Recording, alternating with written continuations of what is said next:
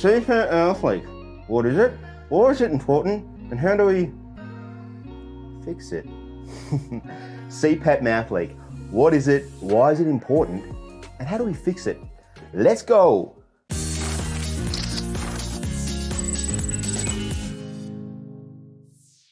Hello friends, welcome back to my channel CPAP Reviews. Always great to be with you. My name's Nick and today I'm going to be talking to you about CPAP mouth leak. All right, now this occurs when the pressure, the positive airway pressure, actually forces your mouth open and so you get air rushing out through your mouth. And sometimes this is caused just from the pressure being too strong and overwhelming your breathing, your ability to breathe through your nose. And other times it can be just because the muscles that support your jaw and mouth just relax a bit too much, especially when we go into these deep stages of sleep, and this causes our mouth just to drop open and then the air just rushes out. Dry mouth, the numero uno complaint from CPAP users all around the world. Not a day goes by when I don't hear someone mention the words dry mouth. It drives me nuts.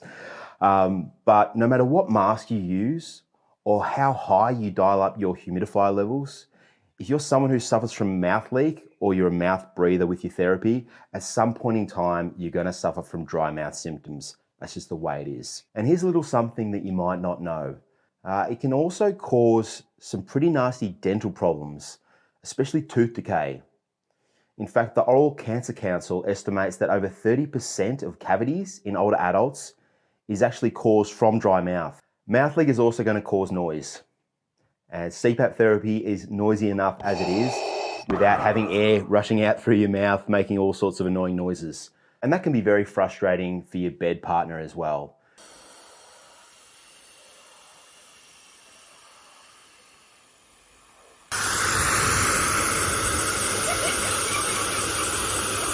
It's also going to cause interruptions to your sleep. It's quite unnatural to have that air shooting out through your mouth, so it's going to cause you to wake up more often throughout the night.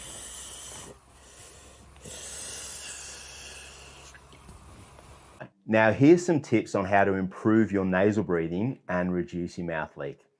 Firstly, cold, dry air causes congestion, right? Shrinking of the nasal passages.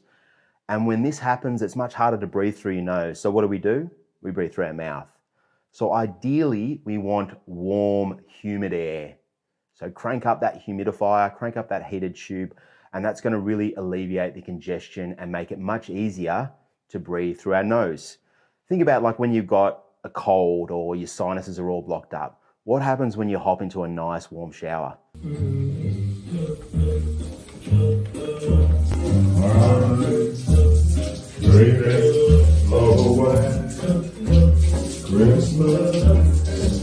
Just like the ones I used to know. It's easier to breathe, isn't it? It's because you've got that nice, steamy, humid air. Really opens up the nasal passages, makes it much easier to breathe. So making it easier to breathe through our nose is really going to reduce the need for us to breathe through our mouth. You also want to fine-tune your therapy pressure levels.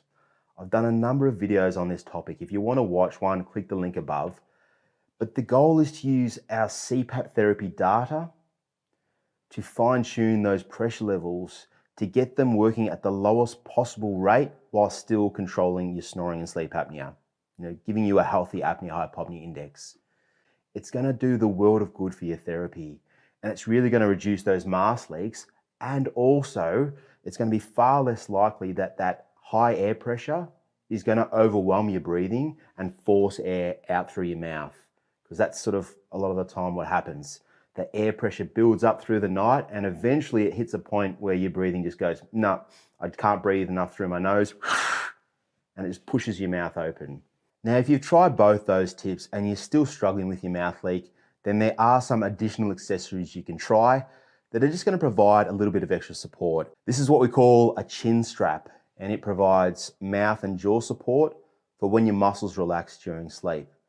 And they're quite effective for some. However, they are a little bit annoying in that you have to wear another piece of headgear on top of, your mask and the headgear that you already wear. But certainly does provide a bit of extra support for your jaw from it dropping down. My personal favorite solution for reducing mouth leak, however, would have to be these little strips. They work wonders. Or mouth tape. It's becoming increasingly more popular among CPAP users. It's super affordable, super easy to do. You literally just peel them off, put them over your mouth, and then put your mask on over the top, and you're done. And you can also use these with full face masks as well. So if you're someone suffering from dry mouth and using a full face mask, give these a go and you might just notice that it makes a big difference.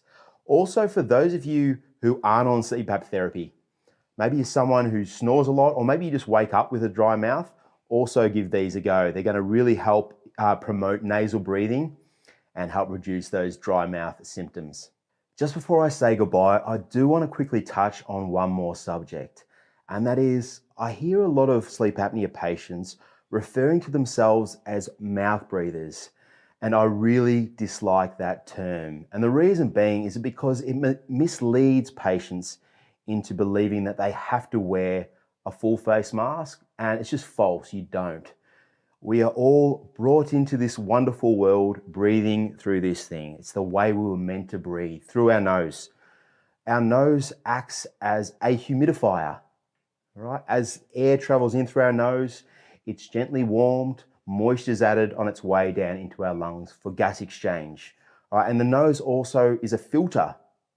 The little hairs inside your nose also filter out a lot of impurities, dusts and foam. All right, so we want to be breathing through our nose. It's the way we were designed to be breathing.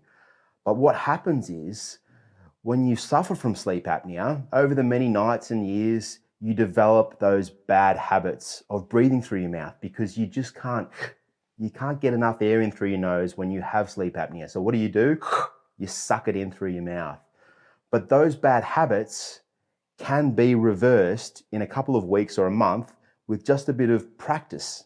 Just takes a bit of practice. So once you're on CPAP therapy, 90% of you can be using this style mask, a little nasal pillow mask, so much more enjoyable than a full face mask, right? And if you're having a little bit of trouble with the mouth leak side of things, you can try practicing with some mouth tape or a chin strap and see how you go.